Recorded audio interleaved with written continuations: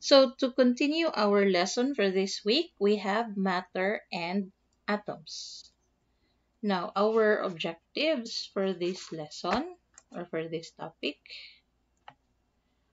okay, includes the to describe matter in terms of state, properties, and its transformations. Second objective is to demonstrate the structure of the atom.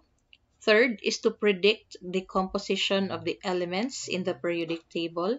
And fourth is to familiarize the apparatus used in the chemistry laboratory. So what is matter?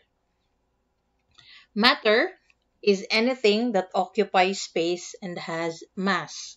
Almost anything or almost everything that you see around Earth and even beyond Earth is matter.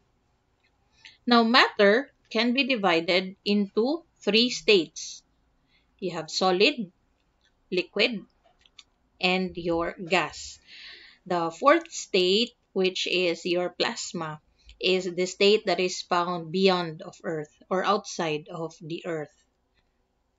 So we also have this comparison of the different states of matter. So you have here the following criteria such as the shape, the volume, the visibility, whether matter can be seen or not, the degree of interaction between the molecules, the compressibility, the motion of the molecules, the diffusibility, density, and kinetic energy. Now, in terms of shape, gases assume the shape of your container, meaning to say, in whatever shape you put your gas, then your gas will have that shape. Your liquid is also the same thing. It also assumes that shape of the container, whereas your solid has a definite shape. Now, for the volume, your gas assumes the volume of your container. For example, if you put a certain amount of gas or a particular amount of gas in a 1 liter container, then the volume of your gas is 1 liter. If the same amount of gas or the same gas is put in a 1 liter container, then the volume of your gas is 1 liter. For liquid, a liquid has a definite volume. So for example, if you have a 1 liter liquid, then that will be 1 liter. If you put it in a 500 liter container, it will always read or have a 1 liter volume or amount. Solids also have a or their definite volume. Now for visibility, your gases are not visible except when they are colored. So example, you have your soot or your smoke that is a result of incomplete combustion, so it appears white or gray or even black. For liquids, the visibility, of course, liquids are visible, even water, which is colorless. And you also have solids, which are also visible. For the degree of interaction among molecules, your gases have very low degree of interaction.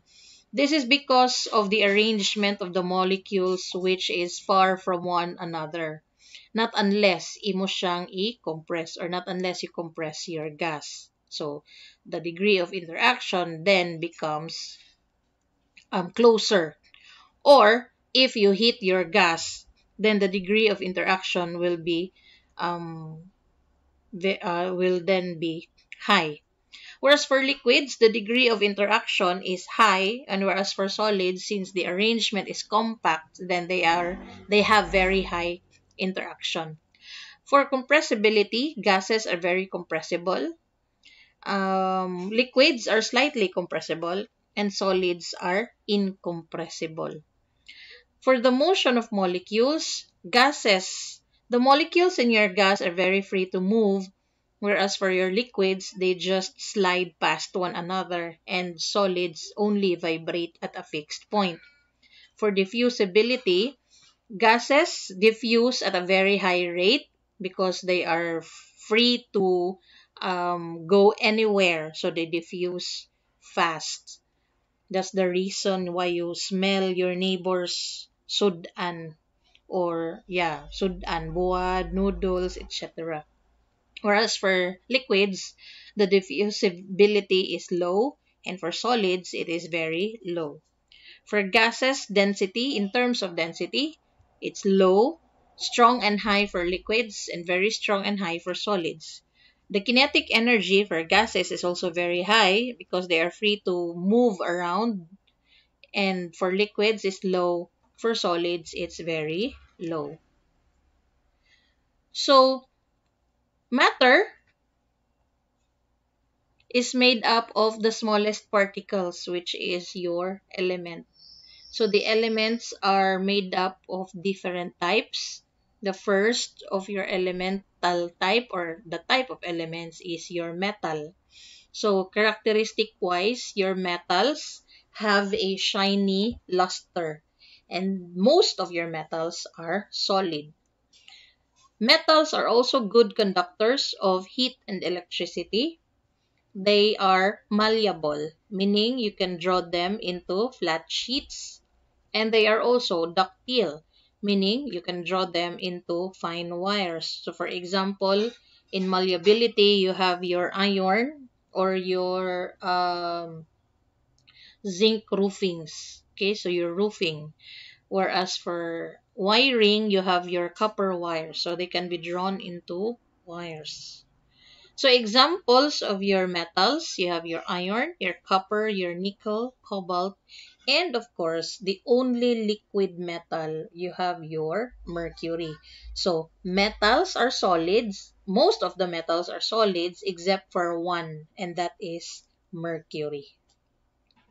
Now, for the second type of elements, we have your non-metals. So characteristic wise, it can be solid, liquid, or gas.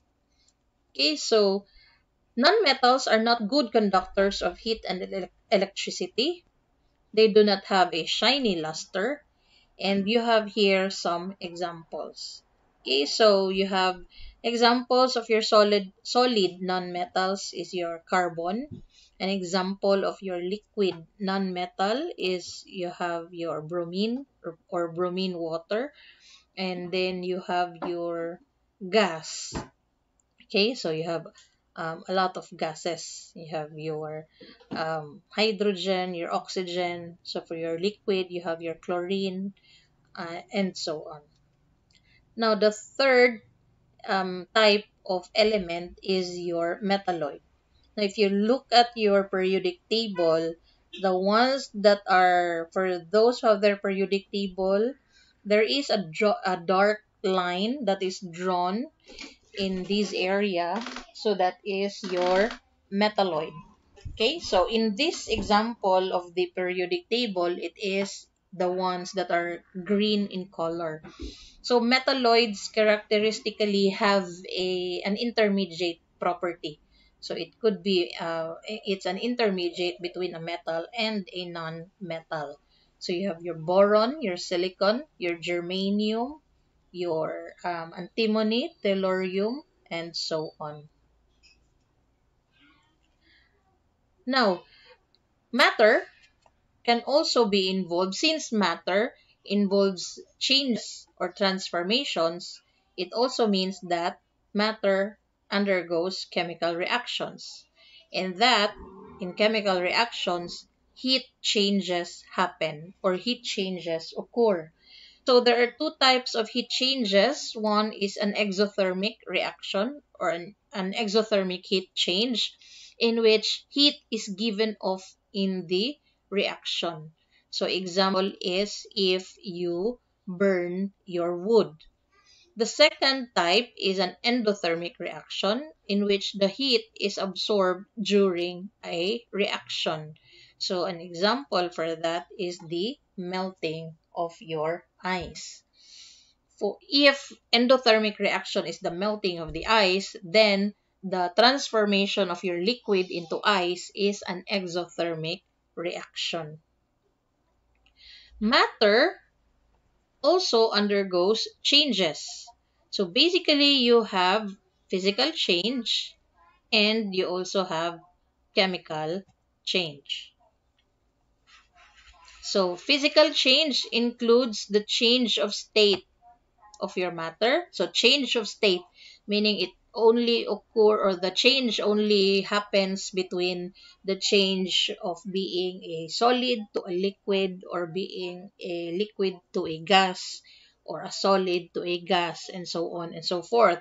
Meaning to say, no new product is formed, or that you can generate back the original substance. Whereas chemical change includes the change of composition of your matter, so that new products are formed and that you cannot generate back or get back the original substance.